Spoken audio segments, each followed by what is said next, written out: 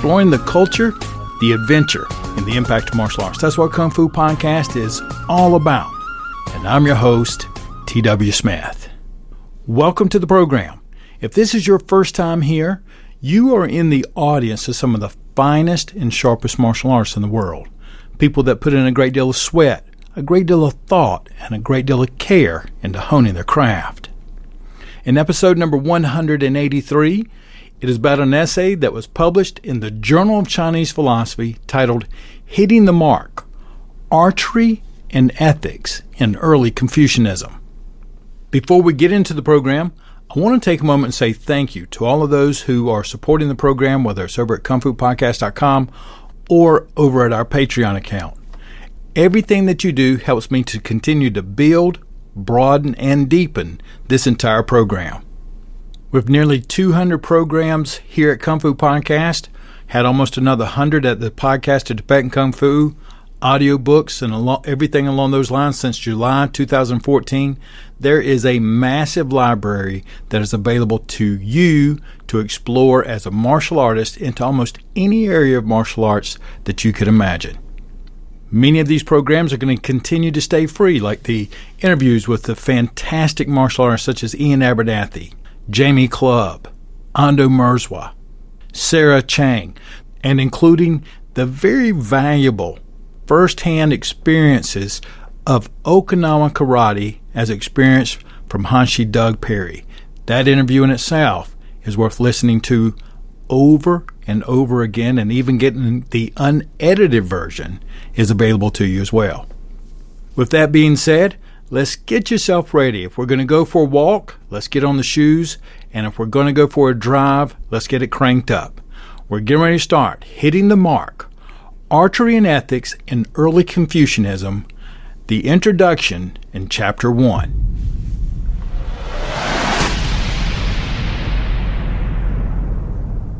As I introduce the essay, I should introduce the author, James Behuniak, Jr. I hope I pronounced his last name correctly. He is an associate professor at Kobe University. He and I have exchanged a couple of emails, and he's excited about the sharing of his essay here on the program. He earned his master's degree and his PhD at the University of Hawaii, and he got his bachelor's at the University of Southern Maine. His areas of expertise are East Asian philosophy, American philosophy, and the philosophy of religion. Interestingly enough, I did a little research, and at RateMyProfessor.com, Jim has a 4.6 score out of 5. His students have said he is inspirational, gives really good feedback, and also delivers excellent lectures. Now, I am just blown away by that because I had a philosophy teacher when I was in college, and excellent lectures is nothing that I remember. Now, one of the students said, Jim, quote, definitely lives up to his reputation. He has a real talent for making philosophy relevant to everyday life, and my head was buzzing every time I left his class. He is an awesome professor, end quote. And that is exactly why I brought this essay onto the program, because he does have a talent about making the philosophy relevant to everyday life, which is exactly what this essay is going to be all about. So let me share with you the introduction to the essay, titled Hitting the Mark, Archery and Ethics in Early Confucianism. It was published in the Journal of Chinese Philosophy, Volume 37, December 2010. Professor Jim writes, early Chinese thinkers routinely use archery as a metaphor for ethical experience. Yang Xiang, for instance, drawing on this long-standing tradition, describes the entire ethical life in terms of archery. He states, cultivate character and let it be your bow. Rectify your thoughts and let them be your arrows. Establish appropriateness as your target. Settle, aim, and let the arrows fly. You are certain to hit the mark. This essay attempts to reconstruct the archery metaphor and to draw out some of its implications for our understanding of early Confucian ethics. Attention is going to be paid to certain motifs and analogies in this metaphor, as well as to the history and the mechanics of the archery contest itself. the institution in relation to which the metaphor had its meaning. It is here argued that the archery metaphor suggests a lot about how early Confucian thinkers understood the relationship between social roles and personal character, the nature of ethical ends, the enjoyment of ethical life, the nature of self-reflection in the face of moral transgression, and the origin and nature of ethics itself. The sport of archery in early China was more of a community ritual than an individual pastime, and this essay argues that the social dimension of the sport needs to be recognized in order to adequately understand the metaphor in context. In thinking about the philosophical implications of the archery metaphor, the insights of John Dewey will be used on occasion. Dewey is the only Western philosopher of whom Professor Jim is aware of that uses the metaphor of archery in a manner that bears some philosophical resemblance to the early Confucians. Part 1 is titled Position, Discharge, and Chi. That is spelled Z-H-I. It's a Chinese term that we're going to talk about here in just a moment. For early Confucian thinkers, archery has two distinct elements. The first is skill in positioning to ensure proper aim, and the second is strength in your discharge to ensure that an arrow reaches its target. Mencius, who is considered to be the second sage only after Confucius himself, lived from 372 to 289 BC. And while Confucius himself did not explicitly focus on the subject of human nature, Mencius asserted the innate goodness of the individual, believing that it was society's influence in its lack of a positive cultivating influence that caused bad moral character. For those of you who have listened to or watched the episode titled Finding the Archer Inside, that is where I discussed the long-term relationship that archery has had with martial arts. It doesn't matter basically where you go. You go back through the history of time, and somewhere along the line, martial arts is going to be tied into some form of archery. And as we're going to be discussing here, archery is going to be tied back into the same sorts of character and the same sort of ethics that we talk about today, and it's going all the way back to 500 BC. Now, Mencius synthesized integral parts of Taoism into Confucianism. It was he that moved forward the concept that individual effort was needed to cultivate oneself, but one's natural tendencies were good enough to begin with. The object of education is the cultivation of benevolence, otherwise known in Chinese as Ren, R-E-N. Mencius likened wisdom to the first element I mentioned before, the skill in positioning, and sagacity to the second, to the strength in discharge. He writes, "To begin in a sound way is a matter of wisdom. To carry a process through the end is a matter of sagacity. Wisdom is like the skill at the beginning. Sagacity is like the strength in carrying it through. In discharging an arrow from 100 paces out, arriving at the target area is a matter of strength. As for whether or not the arrow hits the mark, this is not a matter of strength." So in the beginning, you've got to point yourself in the proper direction. That takes wisdom. In archery, this is skill.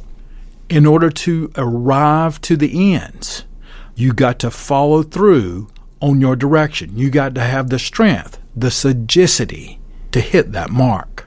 With that being said, let me ask you, is archery really a valid test of measuring important traits such as character?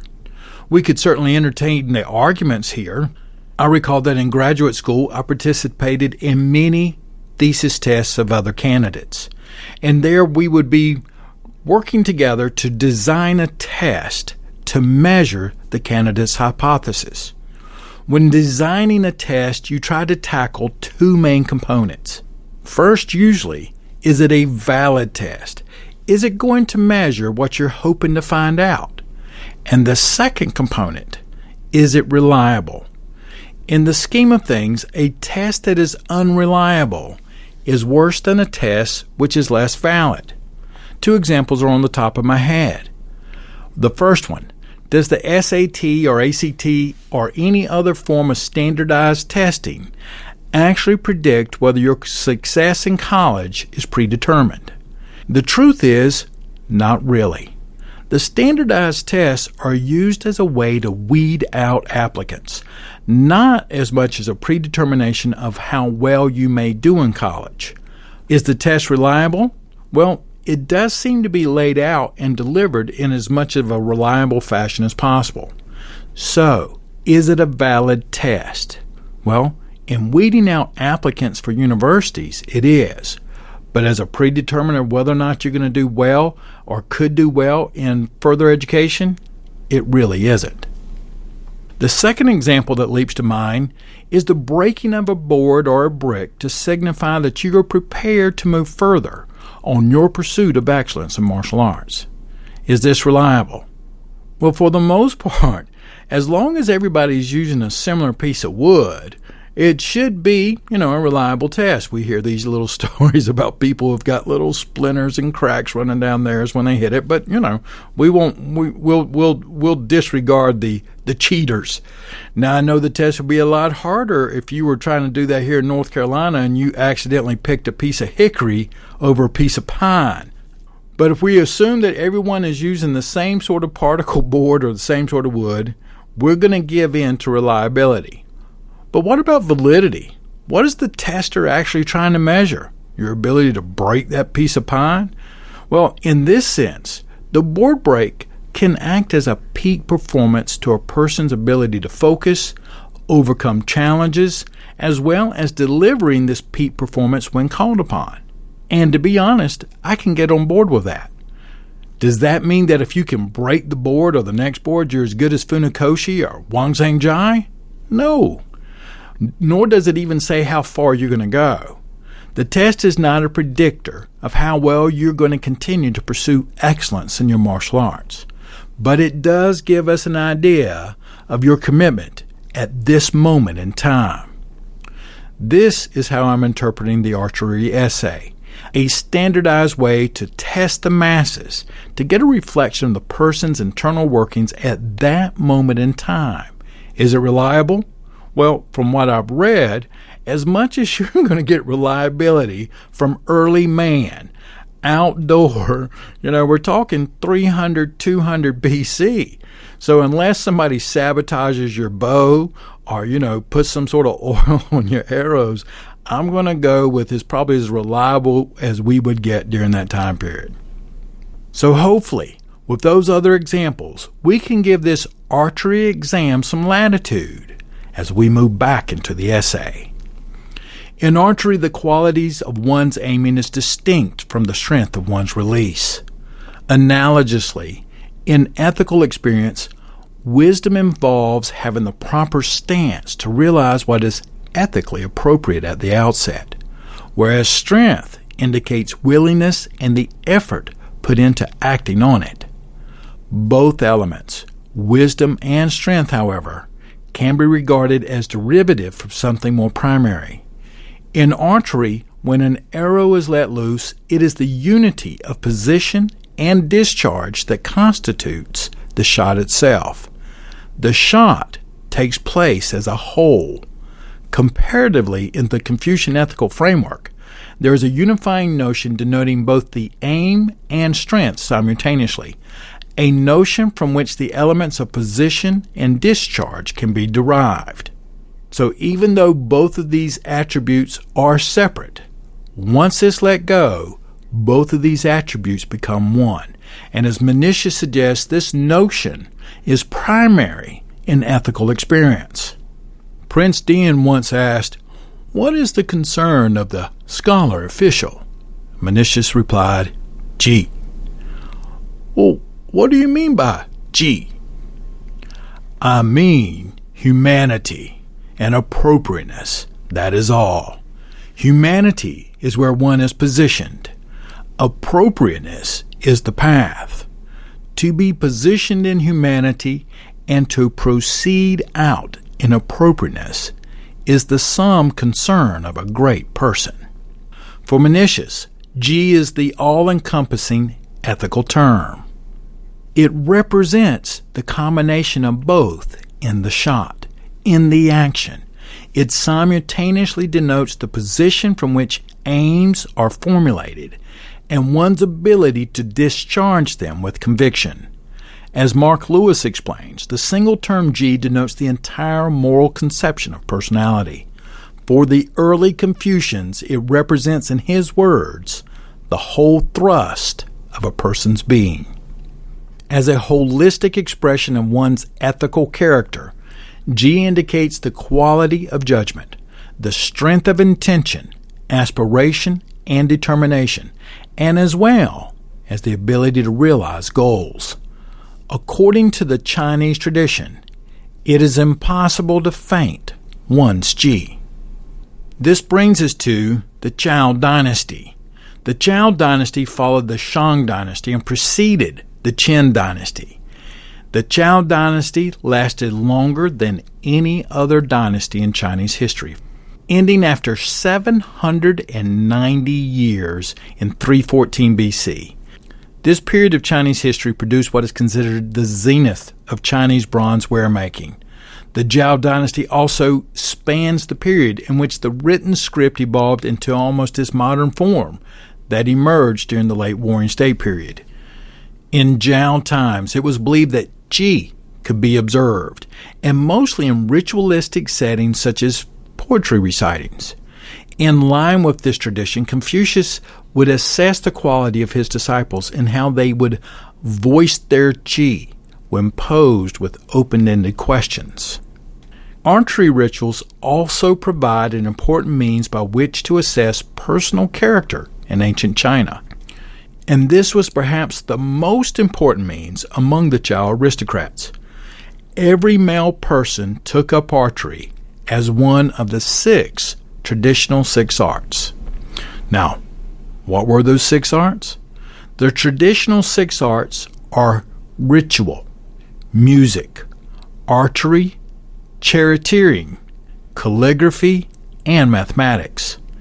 The sport of archery was considered so important that on the birth of a son, a bow would be hung on the left-hand side of the door to herald his arrival into the world.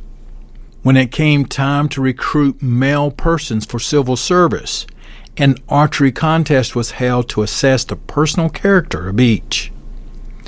As Mary Fong explains, this major archery ritual was the sole means of testing the competence of prospective government officials. Literally, this was the entrance exam to the service of the Chao King. It was held twice a year, in the spring and the autumn, and this test marked the culmination of an educational course that spanned the early years of a male's education. The function of archery as a culminating experience in this curriculum was so important that Mencius considered the entire course to have been won in archery. Thus, when philosophers like Mencius employ archery as a metaphor for ethical competence, it is with the understanding that archery is an important factor in the revealing of the thrust of one's personal character. As a component in the archery metaphor, G is the most general term that defines the conviction with which the shot is let loose. Mencius relates that when Master Archer Yi first taught men to shoot, he demanded that one's Qi be fully set on drawing the bowstring and required that all subsequent students do the same. The meaning of archery is to set loose. Some will say to shoot. As for letting loose, each archer lets loose their personal Qi. As a comprehensive term in ethical psychology, G contains within itself elements that are usually distinguished in philosophical analysis. For example, elements such as goal, choice, and effort. Cheng-Yin Chung is the distinguished scholar of Chinese philosophy and professor in the Department of Philosophy at the University of Hawaii at Manoa. He is considered as one of the pioneers who formalized the field of Chinese philosophy in the United States during the 1960s. Chung-Ying Chung demonstrates his understanding in the discussion of the term by saying, Ji is a, quote, "a decision the self makes in view or in recognition of an ideal value, or a potential reality that can be achieved through one's effort. Ji is a choice and a decision the self makes in view or in recognition of an ideal value or a potential reality that can be achieved through one's efforts. Ji is furthermore a vision or a goal that can be projected into the future and pursued and actualized in one's time by one's efforts. As a future goal or vision, Ji is a choice of value and a choice of a form of life that one comes to embrace and identify with as one's innermost own. Thus, understood as a component in the archery metaphor, Ji includes within itself both the target at which one aims and the effort put into reaching it. Moreover, to take aim at a target identifies one with a form of life, pursuant to that particular goal, a form of life that becomes one's innermost own. This is made clear in a passage from the meaning of archery, in which the targets at which one aims are identified with the roles that constitute one as a person. One who makes oneself a father aims at a father target. One who makes oneself a son aims at the son target. One who makes oneself a ruler aims at the ruler target. One who makes oneself a subject aims at the subject target. So it is that each particular archer aims at his own personal target. The target metaphor suggests that the shooting identified with Ji is a holistic activity wherein means and ends are coterminous, meaning that the means and the ends have the same boundaries or extent in space, time, or meaning. In other words, one becomes a father through aiming to being a father. One becomes a ruler through aiming to be a ruler. This notion that a person is identical to his or her role-fulfilling activities also finds expression in Confucian account of the optimal community as one in which the rulers rule, ministers minister, fathers father, and sons son. For Confucius, the ideal person is one whose identity as a person is indistinguishable from the activities that express the social roles that one aspires to realize. Living such roles and doing what is appropriate within them is always the ethical target. According to the archery metaphor, moral wisdom refers to the position one assumes in order to hit the target, which also corresponds to the humanity that one brings to the shot. Meanwhile, ethical strength refers to one's ability to go the distance into reaching that target, which also corresponds to the courage and willingness to do what is appropriate in the roles that define one's person. Together, one's position and discharge indicate the entire thrust of one's being an ethical person. In that moment, they indicate one's Ji. So in summary of part 1, position, discharge, and Ji. Confucius at 300 BC believed that individual effort was needed to cultivate oneself, but your natural tendencies were good enough to begin with. Amazing to me that during that time period, that this was the same time period that technology such as the horse-drawn odometer and a ship's block and tackle systems were just being created. This man was working on a technology to assess men's character. We discussed the importance of understanding the reliability and validity in any test design, and in this particular essay, wisdom is the skill. It involves that you take proper aim at, for example, being a father, or to realize what is ethically appropriate for you in that role. Sagacity is the strength that indicates your willingness to put in the effort into acting upon that decision. Having the right aim, but not enough strength to reach the target, is unfortunately still too common today. If you were a man during the Chow dynasty, and actually further dynasties than that, and you ever wanted a shot at the aristocratic circle, you'd better study your 6 arts: ritual, music, archery, charioteering, calligraphy, and mathematics. In this scheme, what would be our 6 arts today? What would you argue for? I'm going to list my 6 a little later, but this will give you some time to think about it.